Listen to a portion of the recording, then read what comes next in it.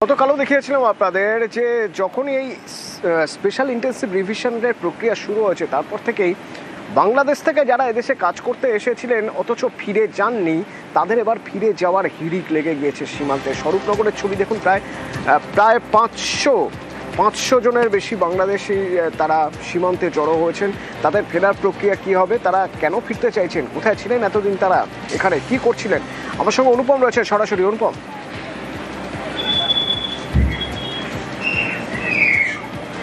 দেখো অতনু, এই যে বাংলাদেশের সব অনুপ্রবেশকারীরা এখন এই যে স্বরূপনগরের সীমান্ত একদম যে হাকিমপুর সীমান্তে এসে যারা জড়ো হচ্ছে এবং কাল আমরা বেশ দুদিন ধরে আমরা দেখিয়ে আসছি, আমরা গতকালও দেখিয়েছি, আজকেও যেটা ছবি দেখাচ্ছি, আজকে প্রায় এখনো পর্যন্ত 500-র ওপরে মানুষ কিন্তু তারা এখানে এসে জড়ো হয়েছে এবং এখানে তারা কিন্তু থাকছে এবং বিএসএফ এর সঙ্গে যোগাযোগ করছে। বিএসএফ বাংলাদেশের যে বিজিবি, সেই বিজিবির সঙ্গে তারা ফ্ল্যাগ মিটিং এর মাধ্যমে আলোচনার প্রক্রিয়ার মধ্যে দিয়ে এদেরকে একে একে অল্প অল্প করে তাদেরকে বাংলাদেশে তাদেরকে পাঠিয়ে দিচ্ছে। এবং শুধু যে এই কজন এসেছে তা না, আমরা যা ছবি দেখছি তা না, এরপরেও কিন্তু আরো প্রচুর মানুষ কিন্তু তারা রাস্তায় আছে যারা কিন্তু হাকিমপুর সীমান্তগামী, তারা হাকিমপুর সীমান্তের দিকে যাচ্ছে এবং আরো প্রচুর মানুষ যারা কিন্তু গা ঢাকা দিয়ে হাকিমপুর সীমান্ত না, আশেপাশে গ্রামের ভেতরে কিন্তু যারা কিন্তু গা ঢাকা দিয়েছে যে সুযোগ বুঝেই তারা কিন্তু সীমান্ত পার হয়ে বাংলাদেশে চলে যাবে। এই যে এত প্রচুর বাংলাদেশি যারা এতদিন ধরে ভারতে ছিল, তারা কিন্তু বিভিন্ন রাজ্যে এবং এমনকি আমাদের কলকাতার বুকেও কিন্তু তারা ছিল। তারা কেউ পরিযায়ী শ্রমিকের কাজ করছিল, কেউ বাড়ির পরিচারিকার কাজ করছিল, এরকম কিন্তু তারা বলছে। এবং তাদের যেটা দাবি যে তারা অবৈধভাবে এসেছিল, অবৈধভাবে এখানে রুজি রুটি করার জন্য তারা এখানে কাজ করছিল। যেহেতু এখন এসআইআর হয়েছে, সবাইকে ধরপাকড় করছে, তারা কাগজপত্র নথিপত্র, সেই জন্যই তারা এবার সীমান্তে অপেক্ষা করে আছেন ওপারে ফিরবেন বলে। হ্যাঁ, বাংলাদেশের কোথায় বাড়ি?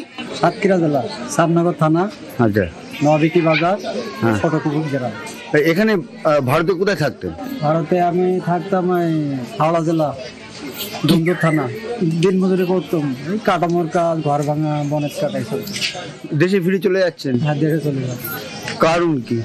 কারণ কি এসআইআর হচ্ছে, থাকতে পারবো না, আমরা বিদেশি পেটের জ্বালায় মজবুরি করে ওই জন্য চলে যাচ্ছে। 15 বছর আগে আইলাম। এখানে কোথায় থাকতেন?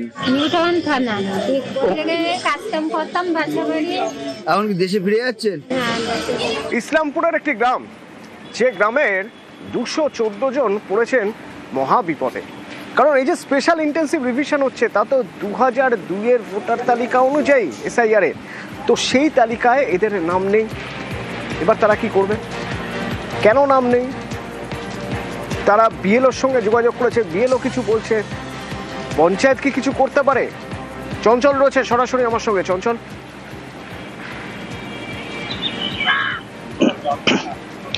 দেখো অতনুদা, তোমাকে জানিয়ে রাখি যে ইসলামপুর ব্লকের যে আগেরটি খুঁটি গ্রাম পঞ্চায়েতের যে নন্দনগঞ্জ যে বুথ রয়েছে, সেই নন্দনগঞ্জ বুথে কিন্তু নন্দনগঞ্জ গ্রামের প্রায় 214 জন ভোটার যে রয়েছে তাদের কিন্তু নাম 2002 সালের কিন্তু ভোটার লিস্ট থেকে উধাও হয়ে গেছে। যখন এসআইআর এর ফর্ম আসছে তাদের হাতে, তারা দেখতেছেন, যখন আপলোড করতে যাচ্ছেন তখন দেখছেন যে তাদের কোনো নামের হদিস নেই। এই নিয়ে কিন্তু আতঙ্কে দিশাহারা হয়ে পড়েন ওই 214 জন ভোটার। এরপর কি করবেন তারা কিছু বুঝে উঠতে না পেরে কিন্তু আগেরটি খুঁটি গ্রাম পঞ্চায়েত যিনি প্রধান রয়েছেন জাকির হোসেন, তার দ্বারস্থ হন এবং জাকির হোসেন নিজেই কিন্তু ওই 200 জন ভোটারদেরকে নিয়ে ইসলামপুর মহকুমা শাসকের কাছে কিন্তু দ্বারস্থ হন যাতে এই সমস্যার সমাধান করা হয়।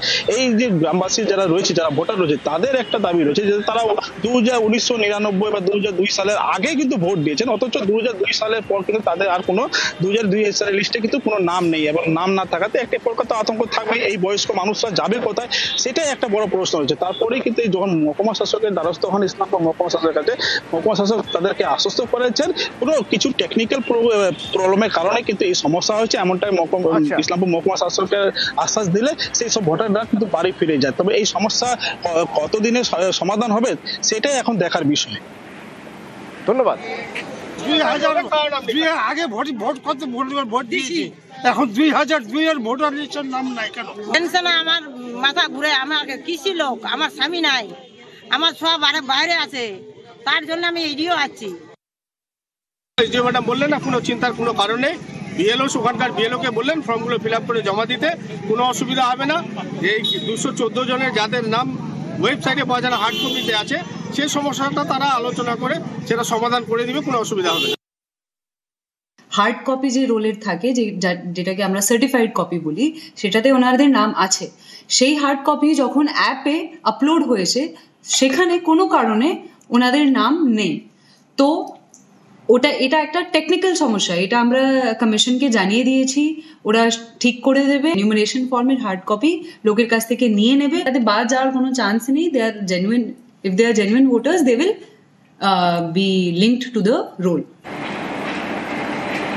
নিউ টাউনের সোনা ব্যবসায়ী প্রশান্ত কামিল্লার খুনের ঘটনায় স্বপন কামিল্লা, মাফ করবেন, স্বপন কামিল্লা খুনের ঘটনায় তার পরিবার অভিযোগ করেছিল রাজগঞ্জের বিডিও প্রশান্ত বর্মনের বিরুদ্ধে। তো সেই প্রশান্ত বর্মন এখনো অধরা পুলিশের কাছে। পুলিশ এখনো পর্যন্ত তার বিরুদ্ধে সরাসরি কোনো পদক্ষেপ করেনি, কিন্তু 3 জনকে তো গ্রেপ্তার করা হয়েছে। এই 3 জনই ঘনিষ্ঠ, এই প্রশান্ত বর্মন ঘনিষ্ঠ। তো এই 3 জনের কল লিস্ট অত্যন্ত গুরুত্বপূর্ণ। তদন্তকারীরা এই 3 জনের কল লিস্ট রীতিমতো নজরে রেখেছেন এবং এই কল লিস্ট থেকে বেশ কিছু তথ্য পাওয়া যাচ্ছে। সেই কল ডিটেলস থেকে জানা যাচ্ছে যে ওই ব্যবসায়ীকে অপহরণ এবং খুনের আগে বা পরে বিডিওর সঙ্গে ফোনে কথা হয়েছে। আর কি জানা যাচ্ছে, অনুপ রয়েছে আমার সঙ্গে। অনুপ, খুনের ঘটনা, সেই খুনের ঘটনা 3 জন অভিযুক্তের কল ডিটেলস ও মোবাইলের তথ্য পুরোপুরি তদন্তকারীদের হাতে। ঘটনার আগে এবং ঘটনার দিন পরপর কিন্তু 3 জনের সাথে ভিডিওর যে সমানভাবে কথোপকথন, সেগুলো কিন্তু ইতিমধ্যেই সেই তথ্য পাচ্ছে। তার মধ্যে অভিযুক্ত রাজু ঢালি গাড়ির চালক, তার সাথে কম কথা হলে ভিডিওর সঙ্গে কিন্তু যোগাযোগ হয়েছিল একাধিকবার। এবং অভিযুক্ত তুফান থাপা এবং সজল সরকারের সাথে ঘটনার আগে থেকে শুরু করে ঘটনার বেশ কয়েকদিন কিন্তু পরপর কথোপকথন হয়েছিল একাধিক তথ্য বিষয় নিয়ে। এই সমস্ত তথ্য ইতিমধ্যে গোয়েন্দা হাতে যেমন এসছে, এমনকি প্রত্যেকের টাওয়ার লোকেশন কিছু এগুলো সব খতিয়ে দেখা হচ্ছে। কলকাতাতেই প্রত্যেকের টাওয়ার লোকেশন ছিল এমনটাই জানতে পারছে। এবং 3 অভিযুক্তের ফোন ফরেন্সিকে পাঠানো হয়েছিল, সেই রিপোর্ট 2-3 দিনের মধ্যে আসবে এমনটা তদন্তকারীরা মনে করছেন। ওটা বিষয় তদন্ত একেবারে নিশ্চিত হবে, তারপরে বেশ কিছু পদক্ষেপ নেবে তারা। মোবাইলে কল ডিটেলস দেখে 2 অভিযুক্তের খোঁজে এখনো পর্যন্ত কিন্তু উত্তরবঙ্গ এলাকায় পুলিশের পক্ষ থেকে খোঁজ চালানো হচ্ছে। ধন্যবাদ।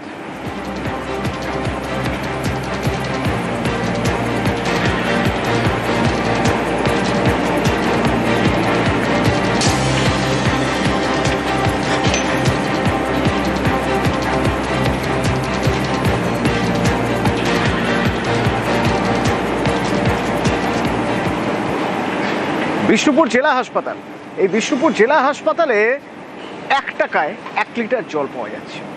আসলে এখানে ওয়াটার এটিএম বসানো হয়েছে, ফলে যে জল আপনাকে বাইরে থেকে কিনতে গেলে 20 টাকা লিটার প্রতি কিনতে হতো, বা 2 লিটারের দাম 30 টাকা, হ্যাঁ, এবার আপনি 1 টাকায় 1 লিটার জল পাবেন।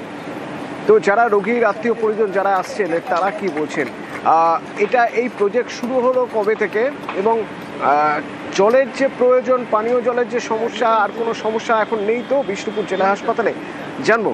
আমার সঙ্গে দেবব্রত রয়েছে সরাসরি। দেবব্রত, একদমই, দেখো, গতকালকে বাঁকুড়া জেলার সভাধিপতি অনুসুয়া রায় তিনি আনুষ্ঠানিকভাবে উদ্বোধন করে দেন এই ওয়াটার এটিএম। অর্থাৎ গতকাল থেকে কিন্তু পরিষেবা পেতে শুরু করেছে রোগীর আত্মীয়রা এবং সাধারণ মানুষ।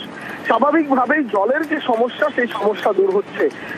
যে রোগীর পরিজনরা রয়েছে তারা জানাচ্ছিল যে দীর্ঘদিন ধরে জলের সমস্যা ছিল, দূর থেকে জল আনতে হতো। এবার তারা অতি সুলভ মূল্যে এখানে জল পাচ্ছে। যেমনটা তুমি বললে, 1 লিটার জল বাজারে 20 টাকা দর, সেখানে 1 টাকায় পাচ্ছে। এই এটিএম এর মতো 1 টাকা কয়েন ঢাললেই সেখানে 1 লিটার জল বেরিয়ে এসছে। 2 টাকা ঢোকালেই 2 লিটার জল বেরিয়ে আসছে। এইরকম করে 1 টাকা, 2 টাকা, 5 টাকা করে দিলেই কিন্তু পরিশোধিত পানীয় জল পাওয়া যাচ্ছে। প্রায় 12.5 লক্ষ টাকা ব্যয় করে বাঁকুড়া জেলা পরিষদের পক্ষ থেকে এই ওয়াটার এটিএম চালু করা হলো বিষ্ণুপুর হাসপাতাল চত্বর এলাকায়।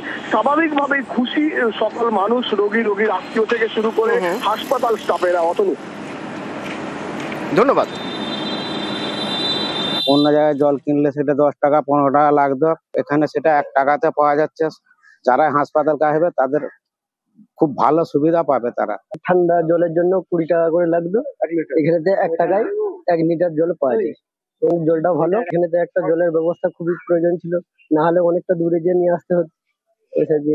এখানে সেটা হয়েছে, ভালোই হয়েছে। পেশেন্টের চাপ ক্রমশ বাড়ছে। চাপ মানে এত পেশেন্ট মানে তাকে খাবার জল, পানীয় জল দেওয়ার ব্যাপার থাকে। ড্রিঙ্কিং ওয়াটার তো নিশ্চয়ই বাইরে থেকে কেনার থেকে এখানে ভালো। এখানে বোধহয় 1 টাকা 2 টাকা এরকম ব্যাপার আছে আর কি। ন্যূনতম জেলা পরিষদ থেকে ওটা ওদের যা নিয়ম অনুযায়ী সে ধার্য করেছে। পেশেন্টের আত্মীয় স্বজন তাদের অনেক সময় জলের অনেক অসুবিধার সম্মুখীন হয়ে পড়ে, তাতে যাতে মানুষ পরিশুদ্ধ পানীয় জলটা তারা পেতে পারে সেই জন্য আমরা জেলা পরিষদ থেকে ওয়াটার এটিএমটা প্রায় 12.5 লক্ষ টাকা খরচ করে আমরা এটা সাধারণ মানুষের জন্য করে দিয়েছি। টাকাটা নেওয়া উদ্দেশ্য নয়, জলটা যাতে অপচয় না হয় সেই জন্য আমরা 1 টাকায় 1 লিটার, 2 টাকায় 2 লিটার বা 5 টাকায় 5 লিটার এই ব্যবস্থা আমরা করেছি।